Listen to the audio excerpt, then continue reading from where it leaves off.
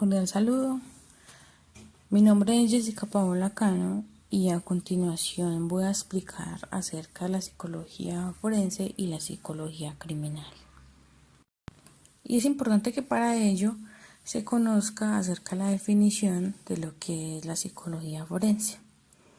Es decir, esta hace referencia es aquella parte de la psicología que se desarrolla dentro del ámbito jurídico específico y en sus órganos dependientes, caracterizándose por poseer técnicas propias que la convierten en una ciencia auxiliar en este campo.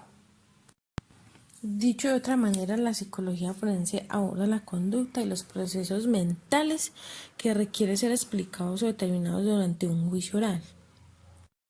El principal interés de esta rama de la psicología consiste en ayudar a la procuración de hacer justicia, ¿cierto? Además de que tiene la peculiaridad de interesarse por el estudio de la víctima para determinar las consecuencias psiquiátricas que sufre tras el delito. Esta rama de la psicología aplicada relativa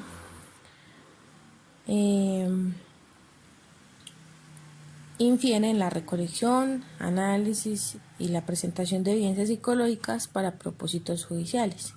Por tanto, es indispensable para el psicólogo forense la comprensión del derecho penal en la jurisdicción que le corresponda a fin de realizar evaluaciones legales e interactuar apropiadamente con los jueces y con los abogados.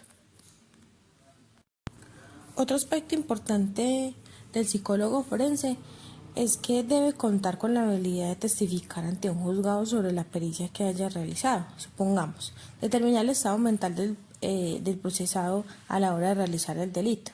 Generalmente su trabajo consiste más en aclarar cuestiones legales que psicológicas. Entre las tareas más destacables de las que se encarga el psicólogo forense se encuentran emitir dictámenes en cuestiones de su área, evaluar y tratar a cualquier persona en la administración de justicia que se esté aplicando en el proceso, analizar aquellos problemas de índole psicológica y emocional y dar recomendaciones pertinentes en lo que a su responsabilidad de salud mental y seguridad del sujeto se refiere. Por otra parte, tenemos la psicología criminal. Como lo muestra la imagen, la psicología criminal o criminológica se encarga de estudiar el comportamiento y los procesos mentales del individuo que ha cometido un delito. La psicología criminal, por tanto, se encarga de estudiar los desarrollos y procesos de índole psicológica que intervienen en la ideación y perpetración de actos criminales. Esta rama de la psicología también es muy importante e incluso se confunde mucho con la forense, pero les voy a explicar más a fondo en qué se diferencian una de la otra. Cuando hablamos de la psicología criminal, esta estudia el porqué y el método en que manifiesta la conducta criminal distintivamente de otras conductas, abordando la observación científica de los tipos conductuales delictivos, los tipos de delincuentes, la delincuencia como fenómeno psicosocial. Una de las tareas de los psicólogos criminales es elaborar el psicodiagnóstico con la intención de prever un pronóstico y considerar un tratamiento adecuado mediante el estudio de la personalidad del criminal. Asimismo, la psicología criminológica integra la labor terapéutica destinada a modificar la conducta antisocial del sujeto. Esta rama, al contrario de lo que uno pudiera pensar, no es exclusivamente clínica, sino que se extiende también a estudios sobre la criminalidad y acerca de los factores psicológicos que influyen en esta. También es tarea del psicólogo criminal la realización de estudios de personalidad criminal. El fin de esta es establecer los factores psicológicos endógenos y exógenos y por tal coayudar al criminológico a establecer la peligrosidad de un sujeto, la perfilación criminal en las agencias de investigación, ofrecer tratamiento psicoterapéutico también a los reclusos. Como les explicaba, En conclusión, la diferencia una de la otra es que la psicología criminal y la psicología forense juegan papeles imprescindibles en el cumplimiento de la ley, el sistema judicial y la criminología. Sin embargo, la primera se usa principalmente para determinar los motivos psicológicos por los que comete un delito y la forense analiza el efecto del delito sobre las víctimas y la condición mental del victimario. La psicología penitenciaria es la rama de la psicología jurídica que analiza y explica los procesos de evaluación y tratamientos en personas privadas de la libertad. Si bien un delito para la justicia es todo acto negativo de carácter voluntario que lo aparta de las normas establecidas por la legislación. Para la psicología, un delito es un episodio incidental, una acción humana en estado de perturbación que altera el orden social, jurídico. Además, es un desorden conductual que se sanciona penalmente. El psicólogo penitenciario tiene deberes en el ámbito público, ya que apoya el contexto jurídico en el país. El psicólogo penitenciario debe tener unos métodos de intervención basado en realizar informes semestrales, entrevistas, cuestionarios de psicometría proyectivos a la persona privada de la libertad. Se pretende que la persona obtenga la capacidad de vivir respetando la ley, desarrolle actitudes, respeto por sí mismo, responsabilidad social para consigo mismo, para su familia, para el prójimo y la sociedad. El psicólogo penitenciario debe de diseñar programas de intervención preveniendo el suicidio, la depresión, eh, controlando problemas de ansiedad, problemas de comunicación social, realizando técnicas de resolución de conflictos, prevención a la drogadicción, además de evaluar conductas delictivas. Los objetivos del psicólogo penitenciario es establecer diagnósticos criminológicos que orienten a los tratamientos adecuados dentro de la pena privativa de la libertad.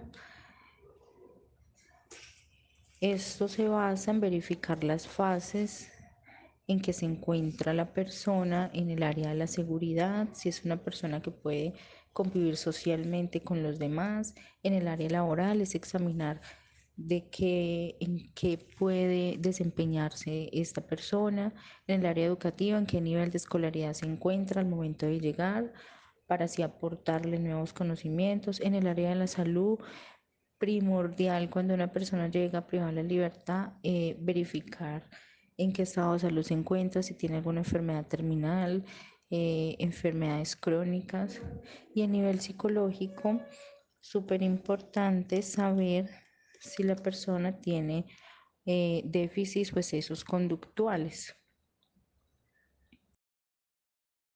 La psicología policial es una rama de la psicología jurídica encargada de estudiar los procesos de la administración. Se encarga además de los procesos de selección de personal, los procesos internos de comunicación y los procesos del personal encargado de la seguridad. Los objetivos del psicólogo policial es diseñar programas de entrenamiento de habilidades, actitudes y aptitudes, prevención de manejo de crisis, la comunicación asertiva, el control de impulsos, evalúa y diagnostica las relaciones familiares, el liderazgo, los proyectos de vida de los funcionarios, las habilidades sociales que tengan, mediante talleres, conferencias y campañas. La psicología como ciencia del comportamiento proporciona técnicas para mejorar las relaciones consigo mismo y con los demás. En este caso, la policía, como muchas entidades, tiene demasiadas labores que pueden generar comportamientos y conductas negativas, tanto internas como externas, a nivel familiar y a nivel laboral. Por lo tanto, la psicología se ocupa de estudiar y crear dinámicas, tanto individuales como colectivas, de los miembros de las fuerzas y de la policía, apoyar a nivel educativo, clínico y organizacional, asesorar para un mejor desempeño, para tener un buen clima organizacional, para lograr un bienestar social, para que el funcionario esté bien en todas sus áreas.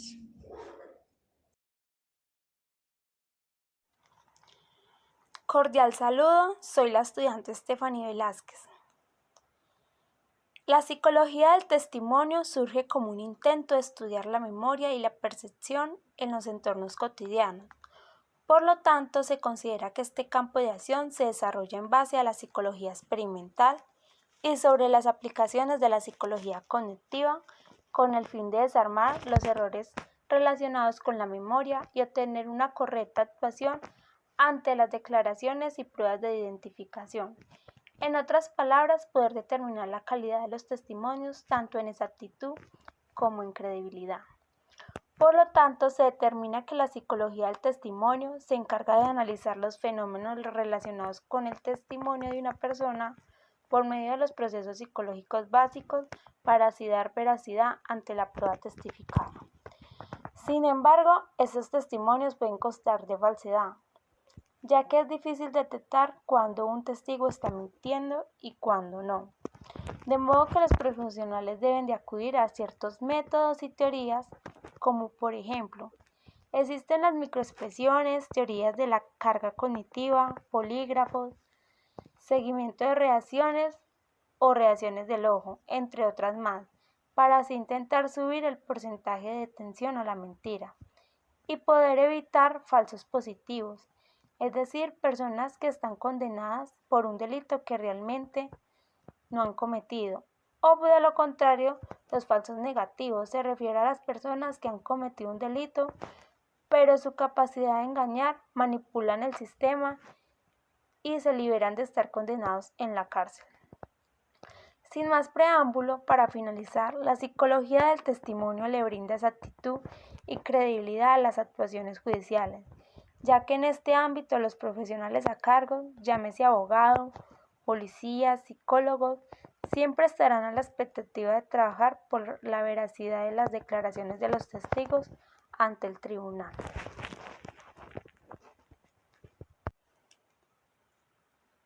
La mediación. De acuerdo con lo anterior, se entiende por mediación el proceso voluntario donde dos o más partes están involucradas para resolver un conflicto, los cuales trabajan conjuntamente con un profesional imparcial, el cual se conoce como mediador. El mediador tiene como objetivo en ayudar de manera neutral ante el conflicto, y cada parte debe proponer soluciones para resolver el conflicto de manera democrática. Pero para que esto ocurra se debe llevar a cabo unos pasos, donde cada postura debe estar dispuesta a asistir de manera voluntaria y contar con plena comunicación para que así se pueda realizar una negociación consensuada de ambas partes. Por lo tanto, antes de empezar con las fases de mediación, el mediador debe de hacer una prelimitación, donde sensibilice a ambas partes y crean acuerdos que faciliten el acceso a la mediación.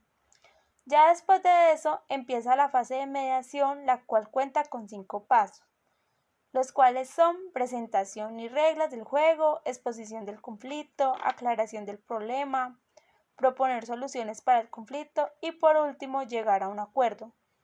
Si el caso se desarrolló de manera positiva, se debe afirmar un consentimiento de ambas partes, pero de lo contrario, se homologará el caso ante un juez.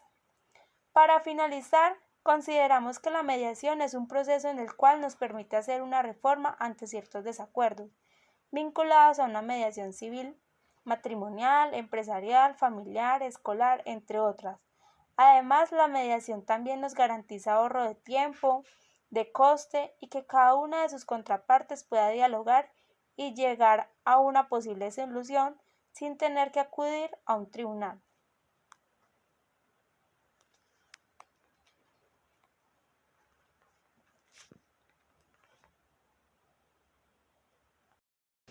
Mi nombre es Angélica Álvarez y voy a hablarles de la victimología.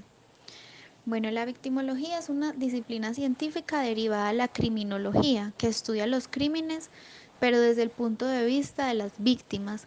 La creación de esta disciplina ha permitido tanto el estudio como el tratamiento de víctimas y familiares de todo tipo de delitos que la criminología tradicional ignoraba, para centrarse solamente en la figura del delincuente.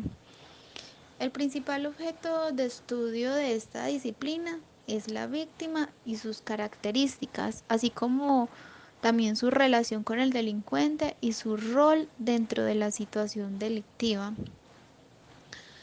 Pero para comprender bien esta disciplina, pues primero tenemos que saber qué significa víctima.